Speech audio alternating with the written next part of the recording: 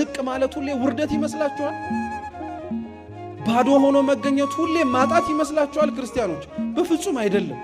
እግዚአብሔር ዝቅ ሲያደርግ ለተለየ ነገር እያለማመደ ነው። እግዚአብሔር ዝቅ ሲያደርግ ከፍ ላለው ዓላማ ከእንዲሁ እያዘጋጀ ነው። ዛሬ እኮ ከነስጋዊ አስተሳሰባችን ስለመጣን እኮ ነው ለጸሎቱም ለጾሙም ለስግደቱም ለምጽዋቱም ለሱባኤውም የምንቸገረው። እግዚአብሔር ርቆን እኮ አይደለም፣ እኛ ሐሳባችን ከእግዚአብሔር ስለራቀ ነው። አስተዋይ መሆን አለብን ክርስቲያኖች። ወንጌል እኮ ምን ይለናል? እንደ ርግብ የዋሆች እንደ እባብም ምኖቹ ነው ይላል፣ ልባሞች። እንደ እባብ ልባም የሆኑ ክርስቲያኖችም መርዝ የሆነ ክፋታቸውን ባህር ወደ ተባለች ወደ ቤተ ክርስቲያን ሳይገቡ ደጁ ላይ ነው ተፍተውት መምጣት ያለባቸው።